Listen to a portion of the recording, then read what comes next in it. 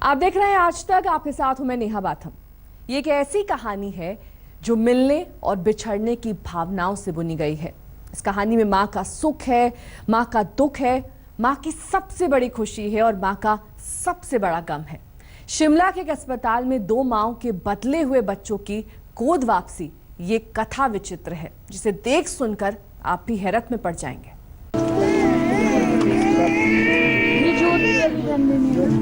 ऐसा फिल्मों में होता है। 2.5-3 घंटों की कहानी में दुधमुहा बच्चा बिछड़ जाता है और जवां होकर अपनी माँ से मिलता है। यहाँ असल जिंदगी में हो रहा है। दो माँओं की गोद में दो बच्चे हैं। दोनों से रिश्ता रूहानी है, लेकिन दोनों अलग अलग जिस्म की शाखों पर उगे हैं। जो जिस डाली का फूल है वो वहाँ नहीं, किसी और की बगिया में खिलता रहा 5 महीनों तक।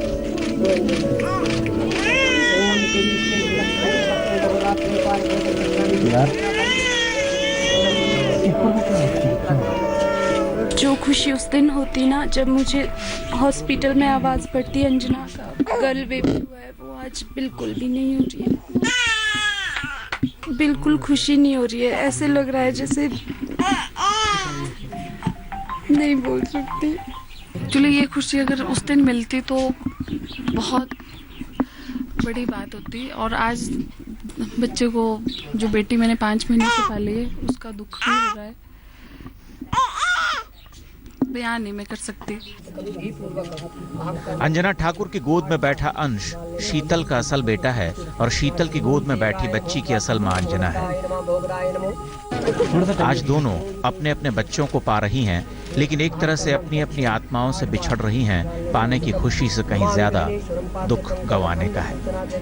मैं काफी सालों से चाहती थी कि मुझे बेटी हो। पहले जब बड़ा बेटा हुआ तब भी चाहती थी बेटी हो, दूसरी बार फिर चाहती थी मुझे बेटी हो, पर ये नहीं तो पता कि मेरे साथ ऐसा मजाक हुआ है। क्या क्या मतलब आप चाहते हैं? मैं अपने बेटे से दूर नहीं रह सकती हूँ अब। इस शर्त पे नहीं चाहिए मुझे अब कोई बच्चा कि मेरा बच्चा मुझसे दूर जाएगा। खुशी को तो नहीं बोल सकते, गम के ही बोल सकते हैं। हम बेशक लड़ाई लड़े हैं, पर जिस बच्चे को मैंने 5 महीने अपना दूध पिलाया, अपने बच्चे की तरह रखा, तो भले ही अंश अंजना का अपना बेटा नहीं, लेकिन 5 महीने से इसी माँ के आंचल तले पलता रहा, पीता रहा इसी माँ का दूध, इसी माँ का शीतल स्पर्श पाता रहा। और ये बेटी शीतल की नहीं होकर भी उसकी हो गई, बिल्कुल जानी पहचानी हुई, आंखों से आंखों की भाषा पढ़ती हुई। अगर पहले पता होता तो शायद इतनी अटैचमेंट ना होती, पर ऐसा नहीं हो सकता है कि। और ये तो कोई फीड भी नहीं लेता है, सिर्फ मेरी फीड लेता है। तो अब इतने बड़े बच्चे कैसे, और इनको एडजस्ट करना बहुत ही ज़्यादा मुश्किल हो जाएगा। अंजना को बेटी की चाह थी, बेटी मिली पर बदलकर शीतल की गोद में चली गई। शीतल को बेटा पैदा हुआ, लेकिन बदले हुए बच्चे के रूप में अंजना की बेटी मिल गई। दोनों के हिस्से में किसी और का हिस्सा आया और पूरा हो गया। अब फिर से दोनों अपना अपना हिस्सा पा रही हैं, जिसे पूरा बनाना है। शिमला में पूरे धार्मिक रीति रिवाज से शीतल और अंजना ने अपने अपने बच्चे पाए। जिसने जिसे पैदा किया उसने उसे 5 महीने के बाद पा लिया, लेकिन जो 5 महीने तक पलता रहा उसे छोड़ते हुए जान निकल गई। शिमला के सरकारी अस्पताल में बच्चों की अदला बदली की यह कहानी अजीब है, जिसके कुछ पन्ने अभी बाकी हैं। सत्येंद्र चौहान, शिमला, आज तक। शीतल और अंजना दोनों ने एक ही दिन शिमला के अस्पताल में बच्चे को जन्म दिया और दोनों के बच्चे बदल दिए गए। एक का बेटा दूसरी मां की गोद में चला गया और दूसरी की बेटी किसी और मां के आंचल में पलती रही। हाईकोर्ट ने दोनों माओं को उनका बच्चा वापस दिला दिया, लेकिन अपना अपना बच्चा पाकर भी पालते हुए बच्चे को छोड़ना उनके लिए भारी पड़ गया।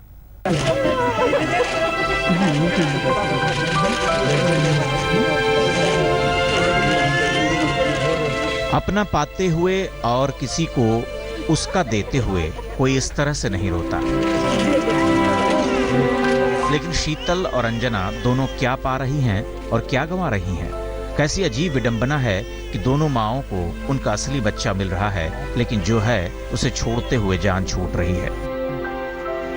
क्या क्या मतलब आप चाहते हैं? मैं अपने बेटे से दूर नहीं रह सकती हूँ अब।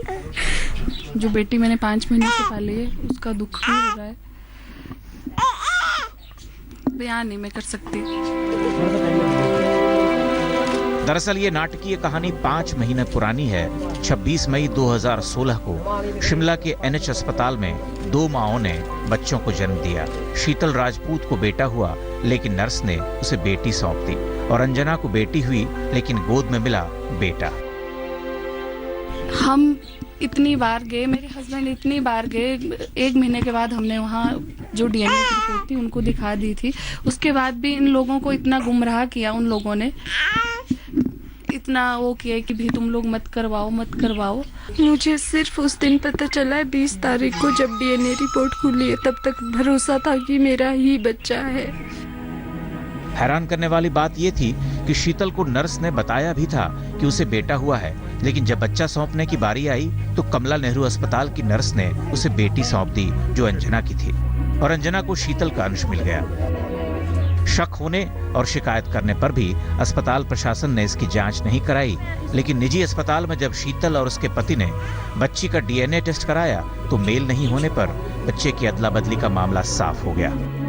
बस हमें जस्टिस चाहिए, पर उनको जो भी सजा मिले, पर हमें जो दर्द मिला है वो क्या वापस तो नहीं मिलेगा ना।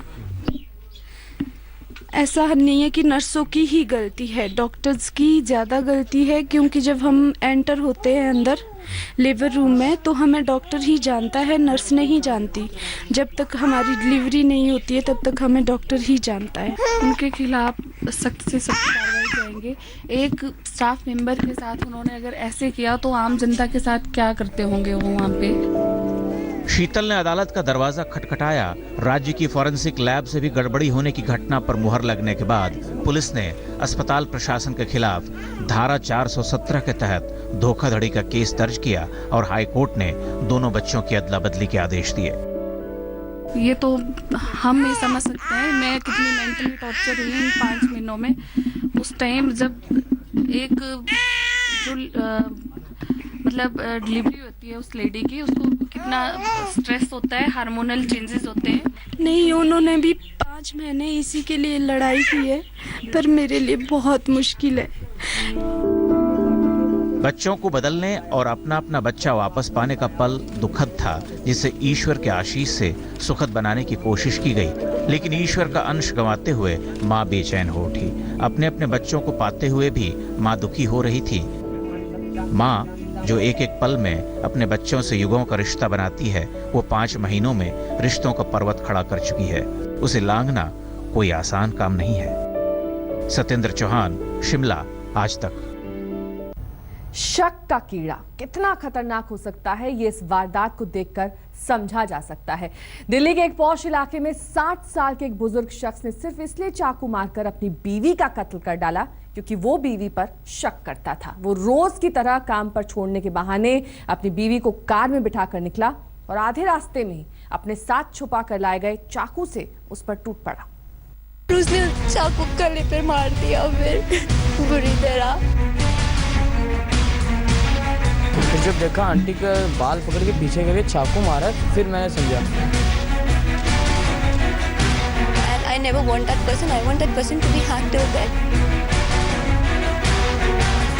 दिल्ली के पॉश इलाकों में से एक आनंद निकेतन, और इसी आनंद निकेतन में सड़क के किनारे खड़ी ये सेंट्रो कार। इस सेंट्रो कार में बीच सड़क पर एक ऐसी वारदात हुई कि देखने वालों के लिए यकीन करना मुश्किल हो गया।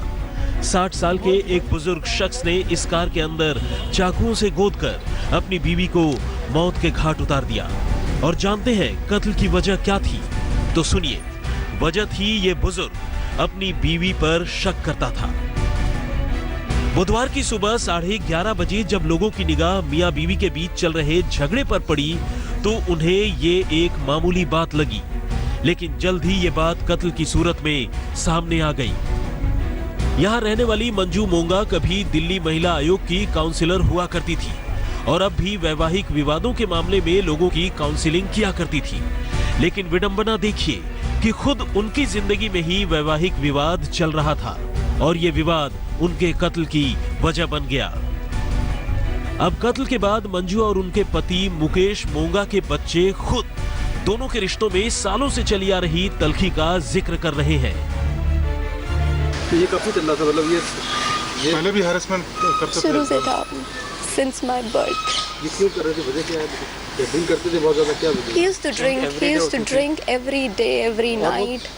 पता नहीं प्रॉपर्टी के चक्कर में ये प्लान करा है, किस चीज़ के चक्कर में प्लान करा है। मम्मी को कुछ कह नहीं सकता था, उसको पता था कि जब तक धवल है तो, और मैं फादर बोल नहीं सक रहा उसको पता था जब तक मैं वहाँ पर हूँ मम्मी को कुछ देख भी नहीं सकता ढंग से।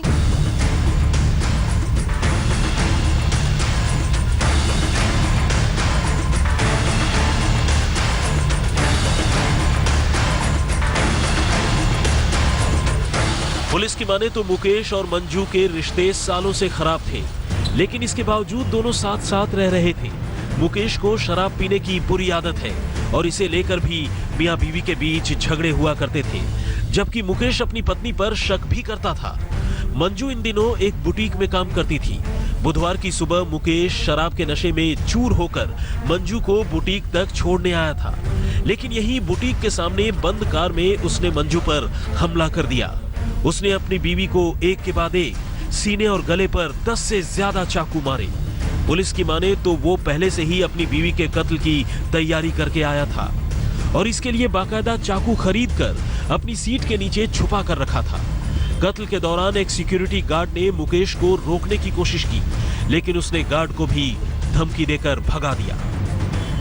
फिर जब देखा वो चाकू मार दिए, फिर मैं पास में गया, गेट पे कांच पे उंगली भी मारा। फिर वो शीशे खोल के मुझे बहुत तेज डांटा कि तू जाओ ना, तुझे भी मार दूंगा। मैं डर गया, मैं पीछे भग के गया उनको बुलाने से। उनको बुलाने गया तो जब तक वो गाड़ी लेके आगे गए। मुकेश मोंगा यहाँ पर आए। C72 यहाँ पर मकान है जहाँ पर मंजू मोंगा काम करती थी म्यूजिक इंस्टीट्यूट में एक, और उनको बुला करके लाए। फिर गाड़ी में बैठ के ही कुछ विवाद शुरू हुआ, उसके बाद चाकू से गला काट दिया। हालांकि इसके बाद बुजुर्ग ने भागने की कोशिश की, लेकिन पुलिस ने लोगों की मदद से उसे मौके पर ही धर दबोचा। अब हालत यह है कि खुद मुकेश के बच्चे उसे फांसी की सजा देने की मांग कर रहे हैं। I don't want to call him father also, no more, and I never want that person. I want that person to be hanged till death because no one can kill anyone. No one can kill so badly. अपनी seat के जो steering के नीचे एक जो नीचे पैर वाली जगह होती है, वहाँ एक चाकू रखा हुआ था, उससे उन्होंने हमला कर दिया अपनी वाइफ पर।